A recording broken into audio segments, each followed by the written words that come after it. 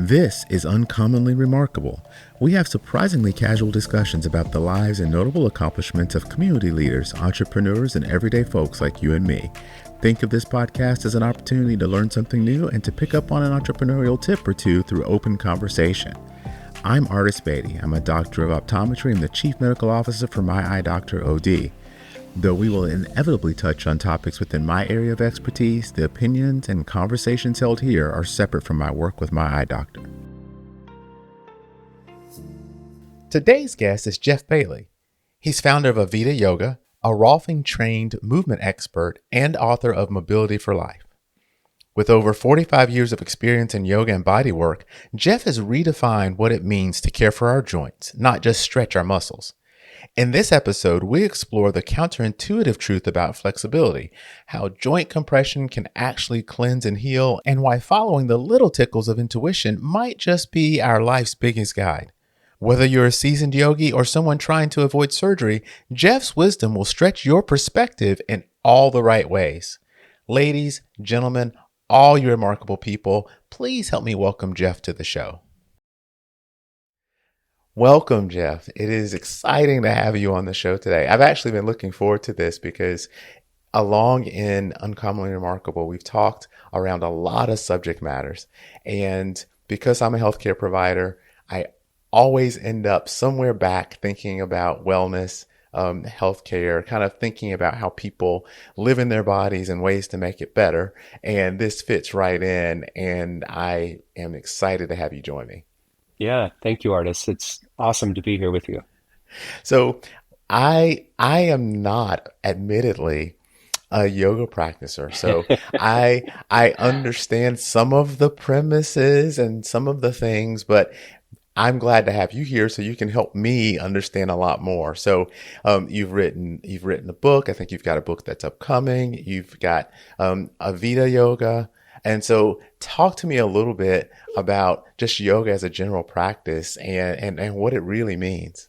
Yeah, well, that's an excellent question. I think we could spend a lot of time answering that question, but um, yeah, I'm 61 years old. Yoga has been part of my life now for over 45 years, and so it was back in about 1985. I stumbled into my first yoga class, and I walked out just feeling so full and so alive and kind of vibrant. And I asked the teacher, I said, "What did I just do?" You know, the word yoga was very new in the early 80s, and he said, "Well, yoga means to join." And I immediately thought, then why did we spend so much time pulling ourselves apart if yoga means to join? But I asked that question kind of became a mantra through my 20s. And it's a very good question to ask. If yoga means to join, what does it mean to join? And that led to the first book, the Yoga Mind, because if we go back far enough, we start to realize yoga is really all about the mind and joining in the oneness, where intuitive guidance and happiness and joy and peace, all that comes from joining. But um, that seed was planted that really got me questioning this thing called yoga. I traveled a lot in my 20s. I studied with lots of different teachers. And along the way, I had a few injuries. I had a ski, living here in Colorado, I've always been a skier. And so I had a ski injury that went to my knee, and that got me introduced to this thing called Rolfing. I don't know if you've Oh, ever heard of wow. Rolfing. No. So talk about Rolfing. Yeah. So Rolfing is a form of body work that targets connective tissue. Ida Rolf was a real pioneer in connective tissue. That's the shiny white stuff. For those of you who, you look at an anatomy chart, then they tend to cut it out of the way. But it also is sort of the binding agent. It's the fabric that holds us together. And when you get close to the bones and close to the joints, it tends to concentrate. That's where we have Mm, tendons and ligaments and things like that, right? So Ida found that by putting a little bit of heat and pressure, she would use elbows and we use our knuckles, and we put some pressure into those areas and then ask for movement. And she had this term that I love called reorganization. That was the whole thing. People would go through a series of 10 classes with her, and that's what you learn at the Rolf Institute. You learn how to do a 10 series with people, and you unwind the patterns, you unwind the restrictions that live in the fascia, in the connective tissue, and people really get nice results from it. And so, I will often say, artists, I'll say that my Rolfing training was the best yoga training I ever had because it took me out of the muscles and into the connective tissue and closer to the joints. And I also, for most of my life, uh, had this pretty strong feeling that muscles are not really designed to stretch. And I grew up the son of a veterinarian, and I had my hands in everything. And I just remember him stitching muscle tissue together and just seeing, all kinds of things as a kid, helping him. Mm-hmm. Uh, and I just really, really got this in my heart that muscle tissue is really not designed to stretch. And so when we target the connective tissue, we get results, and so mostly we use in Avita Yoga, we use the muscles to target the connective tissue and the bones and joints, which is a whole radically different approach, but it's where we get some pretty amazing results. So that statement around muscles and stretching is maybe something that's not really thought of, right? Because if I'm thinking about flexibility training or mobility training, you end up putting yourself in different positions, really trying to lengthen the muscle. And so conventionally, I think people think from stretching, it's really about making that muscle longer, which That's is right. stretching the muscle. So tell me a little bit about why you don't think that's the way it should work. Yeah, for sure. Uh, so I often say muscles release or muscles extend, but they don't really stretch. And if you ever go to the store and you come home with a piece of chicken or a piece of steak or something like that, and you try to stretch that tissue, there's Mm, nothing stretchable about it. And you know, you went through some medical training to do what you do, and you probably remember some of the.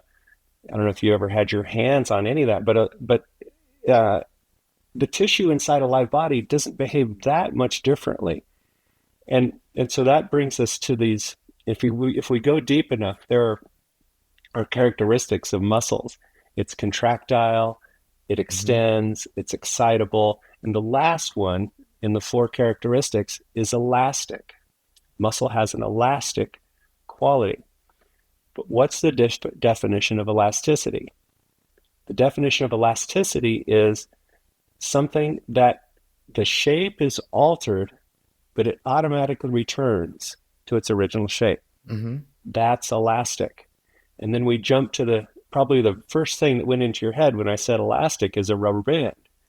Because rubber bands are elastic. You can stretch them and then they return to their original shape. But if you stretch them too much, even a rubber band will start to tear and eventually it will lose its elasticity. Leave it That in the is true. drawer long enough and it loses its elasticity. And that just means it stops returning to its original shape. And if we pull on it enough, it will actually, the constitution of it will start to change. And, and so it, it's really kind of a controversial topic, but when we drill down into it and look at the details, I'm quite convinced muscle tissue is not designed to stretch. And it's exactly why a lot of people don't like to stretch. It just doesn't feel good to a lot of people. And and that leads to the idea that there is a difference between mobility and flexibility. Mm, yeah. And so you even used the moment ago the word mobility exercises, I think, hmm you know. So when you do a mobility exercise, what are you thinking? It's I think about increased range of motion or being able to help reduce or prevent the chances of injury by helping to uh, uh, move the tissue around the joint in a way Mhm. that the joint becomes more stable, Yeah. or able to handle more load or pressure. Hmm. Yeah. Beautiful. Those are words that I use. And so here's the essence of the Avita practice is we use the muscles actively or passively to get close as we can to the joint. That's where the fascia is, that's where the connective tissue is. And then we spend time in a shape, I don't call them poses, we spend time in the shape so that the all the tissues around the joint start to adjust and they start to adapt to the pressure and the position that we're in.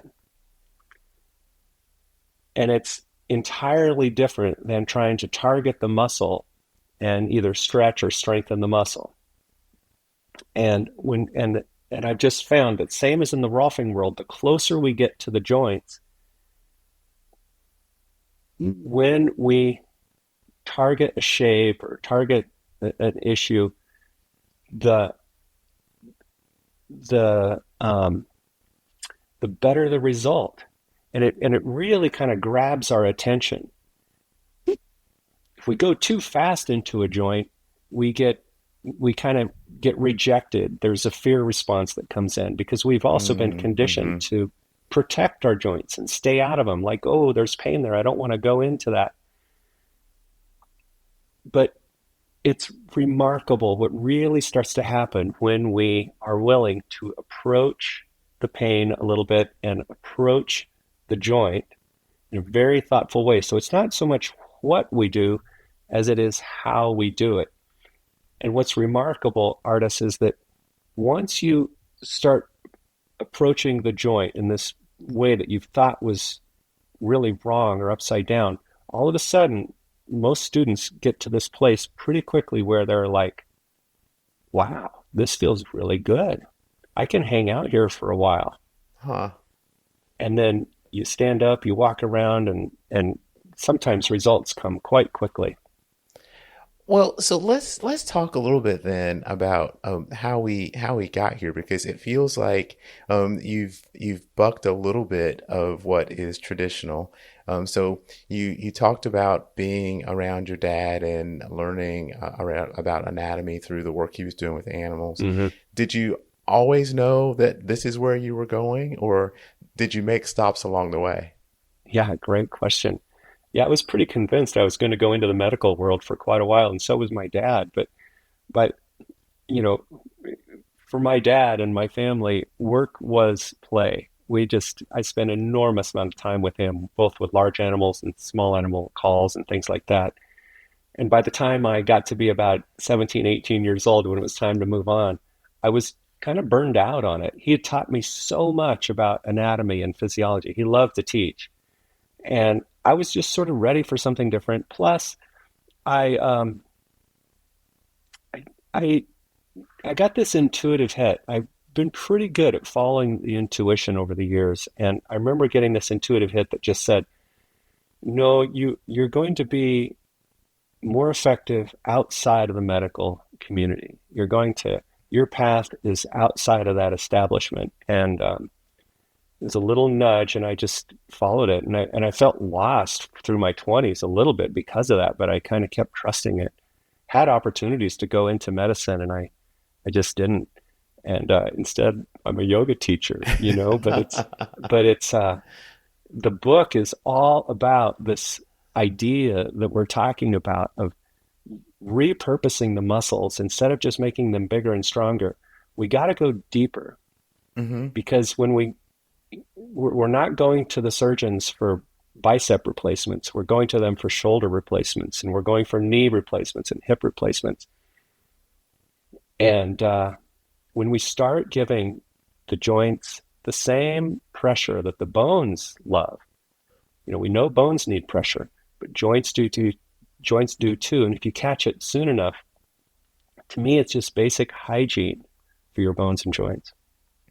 So that's also an interesting statement about pressure with bones. I mean, we all know that we see astronauts as an example when they Yes. spend time outside of normal gravity, bone density changes. So Yeah. we need the pressure on our bones to help maintain the way our bones function and to maintain bone health. And I don't think that we think that much about pressure, weight, gravity, those types of things on our joints. And but you're exactly right. You know, people don't go and have shoulder. They go and have shoulder work. They don't have bicep replacements, right? Hmm. I say that a lot about eyes. You know, you get one set. You can go and have dental work done and maybe teeth replacements, but we don't have eye Hmm. replacements yet. So you got to take good care of them, right? That's right. Um, Yeah. and so when you think though about how we limit our mobile or our motion around our joints because we may have an ache or a pain, how do you think about interpreting that discomfort, and then how do you get people to work around, through, or with that discomfort in order to get to a point where they feel better? That's the $1 million question. Yeah, because we have been conditioned to avoid pain and seek comfort. And if we flip that on its head, I would say, if you're willing to flip that on its head in the subtlest way, now you have a healing practice, or now you have a spiritual practice. Because if I can look at the pain in my heart, or if I can look at the fear or the pain that I have in my head, in my mind, if I can look at that and be willing to go into it, it's a little awkward, it's a little painful to even go into the stuff that we don't really like about ourselves. Now we're getting somewhere. You know, this is how we heal. And we can all raise our hand and think back on times in our life where we were willing to look at the pain, ask for a little bit of help, talk about it, and have a breakthrough. Well, it works the same way in our bodies. And if you think about it, artists, we go to the massage therapist, and you're at the massage therapist, and there they are using their fingers or their hands, and they get at something that really gets your attention. Like, oh, wow, there's a trigger point. And they're like, oh yeah, what's going on here? And so, what do? But they kind of, a good body worker will find the pain points and then spend a little time with them. Mm-hmm. See, so it's a universal formula, and it applies to our bones and joints as much as anything else. So there's a real psychological element here. Now, like I already said, you can't go kind of blindly plowing into your bones and joints and start giving them pressure, because too much too fast works against us. In Avita Yoga, I often say there is one primary skill that we learn. It's not about lining body parts up. It's not about getting better at the yoga. The one primary skill we learn is how to discern the difference between pain and healing Mm. sensation. So this is an example I often use uh, in a situation like this, because most of us have a finger that we tend to favor these days for pushing buttons and mousing and doing things like that. So it's not uncommon to have a little stiffness somewhere in our pointer finger. And whether you have the stiffness or not, you can experiment and just take one hand. So I'm using my pointer finger and the thumb of one hand to pinch my pointer finger of my right hand. So it's like Okay. making you see it? So Yep. you're doing it with me. So if you start to pinch on it, you can look at your finger and you can see how it gets kind of white. It pushes the blood out a little bit, and you feel the pressure in the joints, right? Right. If you hang out there for 1.5 to 2 minutes, you'll start to feel the pressure kind of increase. But in your heart and your mind, you say, oh, this is okay. This is safe. I'm not doing any damage. But if there was a little arthritis, like you and I don't have any arthritis in our first finger, but a lot of people do, they would start to bend the finger in a little bit, and then they'd get to the arthritic pain. They'd go, oh, ow, and they'd want to avoid it. To let go. But what Yeah. I'm saying is, no, no, no. go into that arthritic pain a little bit. You introduce your mind to it, and then you stop and you stay there. And then that's where the light goes on, the light bulb goes on in your mind. And you're like, wow, Mm-hmm. it's okay. I'll spend a little time here. Now, what's happening inside the joint when we do that? You know that we have these joints, all the primary joints in the body are called articulating joints. There's a synovial membrane that wraps around each one. And what's inside the synovial membrane? Synovial fluid. And that's a viscous fluid that lubricates, nourishes, and acts kind of like a shock absorber. But guess what else it does? It is the cleansing agent inside the joint. Mm-hmm. If we had blood vessels in our joints, they would get crushed. They wouldn't last long at all. Right. So nature needs a way to keep the inside of our joints clean and healthy, because there's a metabolic process happening inside all of our joints. And where there's a metabolic process, you have waste. Mm-hmm. You have building blocks and then you have waste. So how is your body going to get rid of the metabolic waste that's accumulating inside of our joints moment by moment by moment? Pressure. Pressure. When you just make a fist and hold it for a minute or two, and that pressure is moving the fluid through the synovial membrane. It goes into this little area called the synovial subintima, and that's where the lymphatic vessels and the blood vessels hang out. 1 cell thick. This is where the capillaries are. So it's just the pressure just pushes it through the synovial membrane, which is very, very thin. Then it goes into the subintima, where the exchange of waste products and nutrients happen. And the synovial membrane is also the place where new fluid is produced. It's all right there. And every doctor I've ever talked to said, yeah, I remember studying that. I remember learning that. There's a whole chapter dedicated to really helping people understand this process, because it's prevalent throughout our bodies. But because we're conditioned to avoid pain, we're unwilling to go into these areas and just give it the nourishing pressure that both cleanses and remodels. And Yeah. now you go to the level of the cartilage and the bones, and now the whole process stimulates, the osteoblasts, osteoclasts. You remember that from school, Yeah. right? Yeah. It's been a Yeah, while. It's been a while, yeah, but it's been a yes. while. Yeah.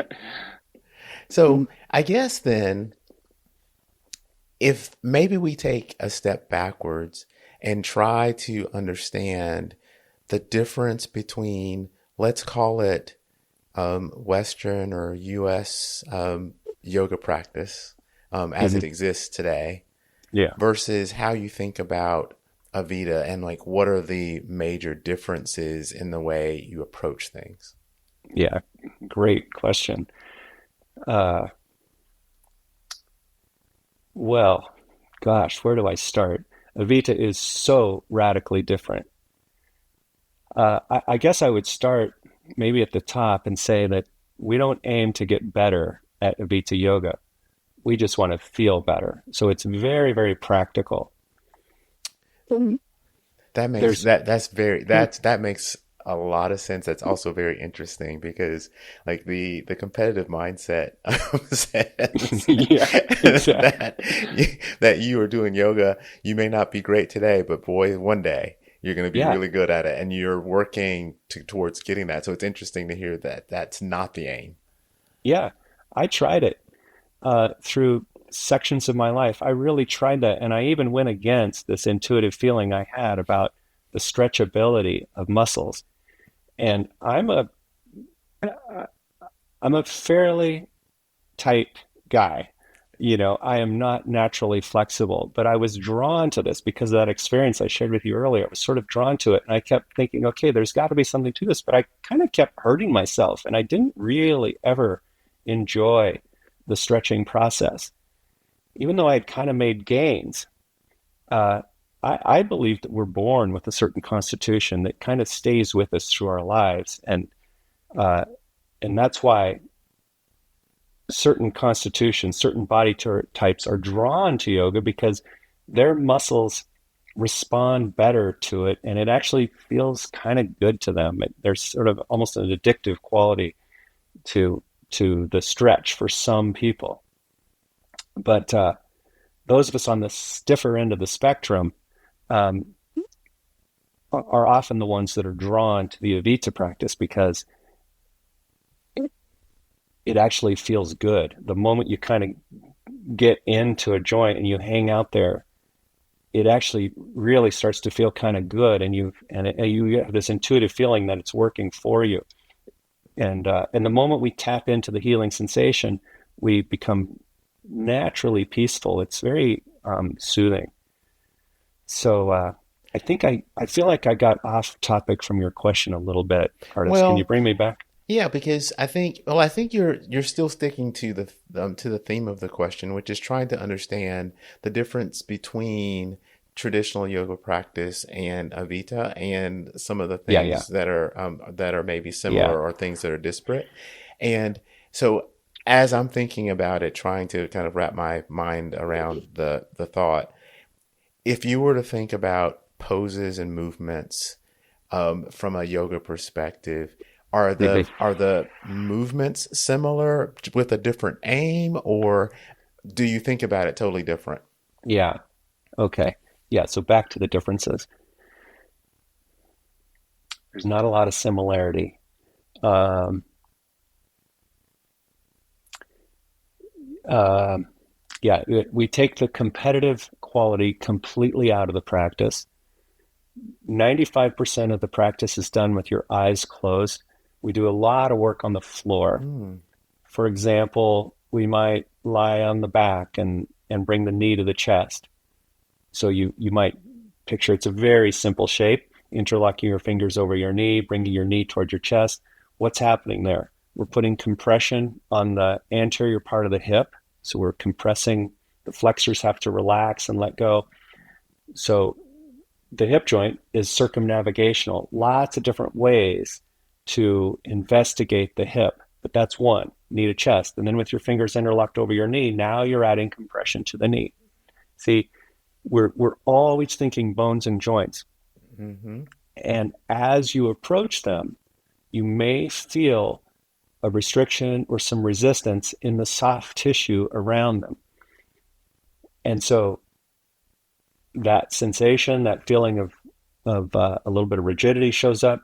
You close your eyes, you relax everywhere you can, and you spend time in the shape with the sensation, breathing only through the nose. We only nose breathe. And one of the things that I'll often say is if you find that you're breathing through your mouth, you're working too hard. And that's a whole other topic is the breathing techniques that we use. But very, very soothing. We have to stay in parasympathetic mode. We got to stay in a Mm. healing mindset, which is not competitive. I'm gonna say you can't you can't heal and be competitive at the same time. You know, they don't coexist. So lots of lots there's so much variety. That's a super cool thing about it. Is when we target the bones and joints, the variety is just endless. And so I have hundreds and hundreds of classes online, and no two are ever the same. And it's really this process, this systematic way of going through the body, kind of like hygiene for the bones and joints. So, as you're kind of talking through the differences here, I would imagine that you would you wouldn't be able to walk into a yoga studio and do these things in traditional yoga. So, how did you branch out and create your own studio? Like, how did you go about Yeah, getting people Artemis. to understand that this is different? Yeah. Well, uh, I did open a studio in Boulder in 2012. so from 2012 to about 2022, I made it through COVID, and uh, that's where the whole concept just blossomed. I was already teaching yoga, so I had already owned the studio. It was an intuitive hit that my wife kind of planted the seed, and I never imagined owning a yoga studio.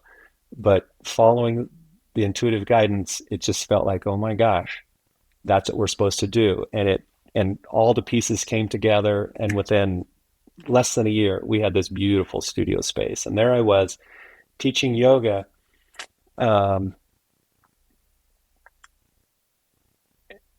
Had a good number of other yoga teachers working for me, but there was so much that I questioned about yoga. There's so much I wasn't. My classes weren't that popular because I was just trying to kind of figure this thing out. And then about a year and a half into owning this studio, I had a severe hip injury, a skiing incident, high speed collision with the guy that I was skiing with. We smashed hips, and just a life changing event that led to all kinds of hip pain, sciatic pain, everything that I was doing. Like the yoga that seemed to help so many things in the past, the Rolfing, soft tissue work, PT, all kinds of things. Nothing was getting to it. And one day in a class, I'm sitting there, and so here's the shape. I'll show you what the shape, what this looks like. I happen to be sitting Okay. on the floor. So so here's a shape that we often do in yoga. It's called Sukhasana, and people usually pull their heels in really close like that this because it makes the shape or the pose doable. Well, we have to find the restriction, and the hip is a huge joint. It's circumnavigational in nature. So the moment you bring your feet out like this, every once in a while, you'll see a shape like this. It's sometimes called fire log or something. I just call it, this is Sukhasana for me, where you bring your feet out, and now the shin closest to you, in this case, it's my left one, is parallel to the end of the mat. And for a lot of people, just moving out that far reveals hip restriction. And you Mm. start to feel the pressure get pushed into the hips. If you can't do it sitting on the floor, then we elevate, we sit on a bolster. Sometimes people have to sit in a chair and just cross one foot over the knee, okay, to get into the hip. So there I was in this shape, and the pain started to show up as in my left hip, like, oh my gosh, there's that pain. But all of a sudden, I started to curve forward a little bit. I started to do this, and it really got my attention. And after about 30 seconds or so, I started to realize, oh my gosh, this is the head of my femur turning in the socket in a brand new way. It never happened before. And this actually feels helpful. So I'm hanging out there. And at this point, my knees were up here, and it didn't quite look the way it does right now. But I started playing with this shape. And and as time went by, my knees started to drop, my back started to curve, the whole shape started to change over weeks of just kind of spending a couple minutes in the shape here and there. And it just started to evolve more and more, and and found different ways to get into all the different joints. And the practice started to evolve, and the classes just started to grow and grow and grow. And to the point where I was having 50, 60, 70 people in the classroom sometimes. They just Oh, really took wow. off. Yeah, Wow. yeah, That's amazing because like watching you get into that position, it's not necessarily the hip that I would think about first, right? Like when you're in that position, I think about hamstrings and I think about yeah, hip flexors. So you're thinking about the musculature that's allowing you to cross your legs that way and pull your heels in and push back out. And I think that's really traditionally what a lot of people would consider when they're thinking about a yoga pose. yeah, And or if they're thinking about just flexibility training, because that's being able to move your knee in that position relative to your hips. You think about the musculature around. So to hear you think about feeling the joint and understanding what's happening in the joint is a really different way to think about what's going into that position. You got it. Yeah, that's it. And I, I am so conditioned now to think bones and joints, bones and joints. I don't even, the idea of stretching a muscle is completely out of the question for me. Mm-hmm. And, now I've shared this practice with thousands of students and I just see results. And like I said, it's usually the people who feel tight and stiff in their bodies. It's usually people over 50 who are drawn to this practice because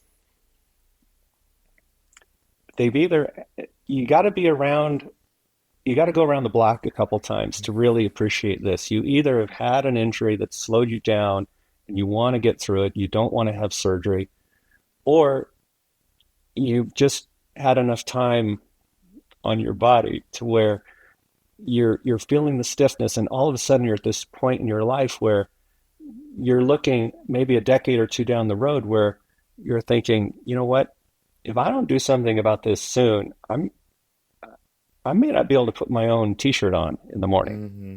I may, I want to stay mobile and independent, and that's hence the name of the book is called Mobility for Life. And I feel like if we can catch it before the degeneration gets too severe, like we can turn basic arthritis around quickly and we can turn around mild degeneration. We can clean things up pretty quickly if we catch it at the right time. And we even get results with more extreme situations, but it just takes more work and, you really got to commit to it. But basic hygiene for the joints just doesn't even take that long. A few hours a week is plenty. Uh, and so, that's the approach. We just want to take care of our bones and joints. I love it. And so you went from having a studio where you were filling classes, 50, 60, 70 students at a time, to being able to touch many more thousands of people.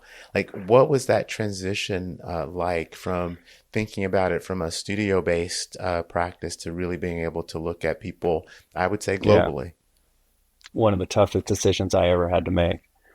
Uh, it took me a year to really make that decision. It sort of started in COVID because COVID pushed me online. Mm, And so then the online thing started to happen, but I still had a commitment to the landlord in this space. And so I had to keep that going.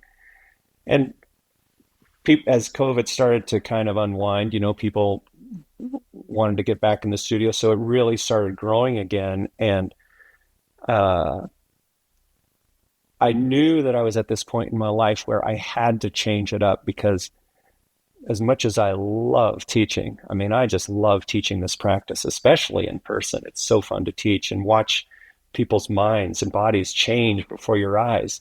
Uh, I I knew I had to get away from the brick and mortar so that I could mm, write the book and and in a way just transition away from the intense responsibility of brick and mortar ownership, you know.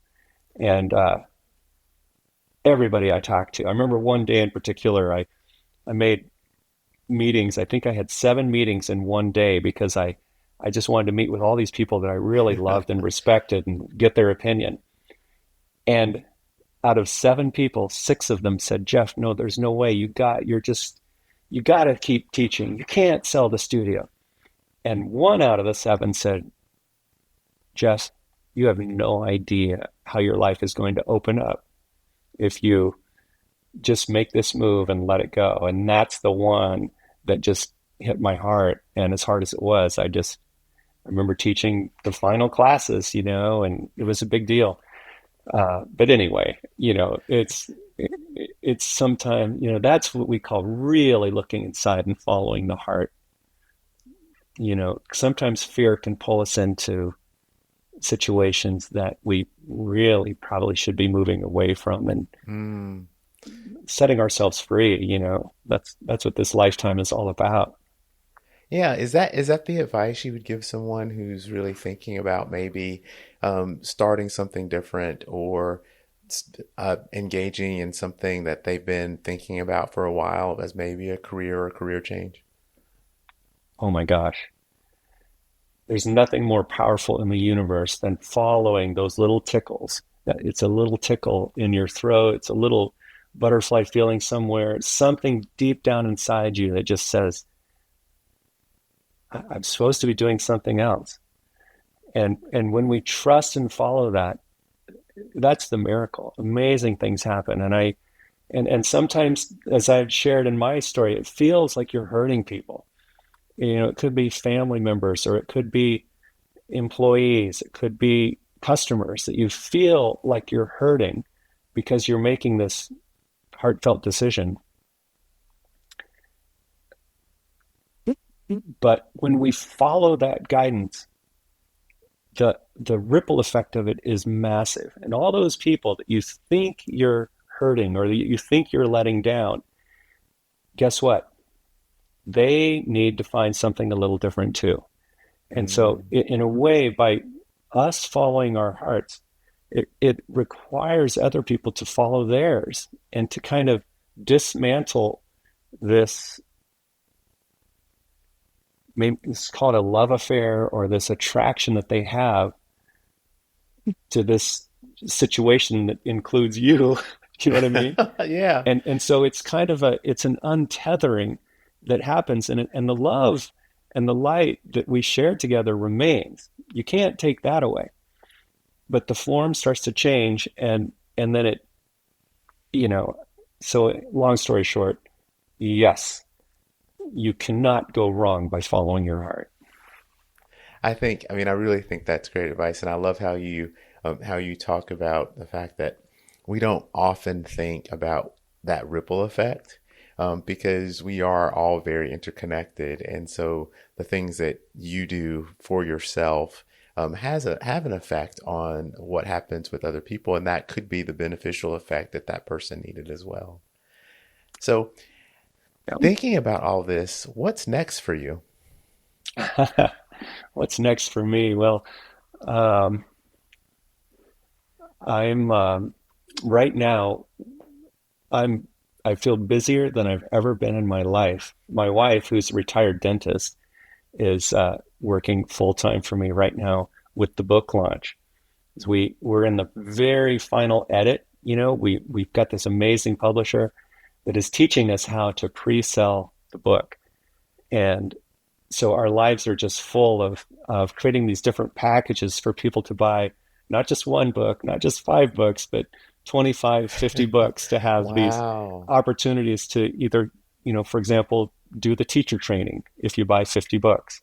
Um, I have a healing day where we spend a whole day together customizing a practice for a particular issue. If that's for 100 books, and the publisher will send the books directly to anybody. You provide the name and the address, and we handle sending them directly to them. So it's a pretty unique opportunity that I had no idea I would be working this hard to pre-sell a book with the hopes of maybe getting on a bestseller list. That's the whole idea, because now you have some momentum. And I did it the other way with my first book. 500 books landed in my garage, and I can say Oh, after 12 wow. years, I'm down to 2 cases. Oh, So, wow. yeah, and, and so selling a book after it's published, unless you develop a little momentum ahead of time, is the hard way. So it's a lot of work, and it's just pushing both my wife into a whole new territory. Um, you know. So anyway, and we have a book tour. I'm going to be doing a lot of workshops between now and August 5th when the book comes out. So that's my immediate future, and that's about as far down the road as I can see right now, Arts. Fair enough. Fair enough. Well, if people are interested in learning more about you and Avita Yoga, where do they go? How do they find you? avitayogaonline.com. You can go directly to the book. The book is called Mobility for Life book.com. You can go there and purchase a copy of the book. And if you buy one, you'll have the opportunity to buy more. So um, yeah, that's where it all happens these days. Avita Yoga Amazing. Online. Yeah. Well, I have to thank you for spending time with me. This has been amazing. I think I've learned a lot around thinking differently about yoga practices, and thinking differently about muscle stretching versus taking care of the joints. And so it's been eye-opening for me, and I'm sure for a lot of other people. And I love the advice about following those little tickles, because those things are very important. And as people think about So their important. futures, it's important to be able to have some sort of guidance there. So thank you again. Yes, for sure. That's it. That's important. Well, much luck to you on the upcoming book, and hopefully I will get to kind of follow your progress, and maybe we'll talk again soon. That'd be fun. Love to be on your show anytime, artist. Thank you very much. Excellent, excellent. If you've made it this far, then I have to thank you for your time. I hope you've learned something new and enjoyed listening to the discussion as much as I enjoyed having it. I'd love to hear from you about the show, because we're working really hard to bring you great content, and the feedback really helps us get better. If you like what you've heard or watched, for those of you who are streaming out on YouTube, then take a split second to give us a thumbs up or a like. It really helps other people like you find the show too. And no one likes to miss out on the good stuff, so go ahead and subscribe and hit the notification bell so you don't have to wonder when or if there's a new episode. And until next time, stay remarkable.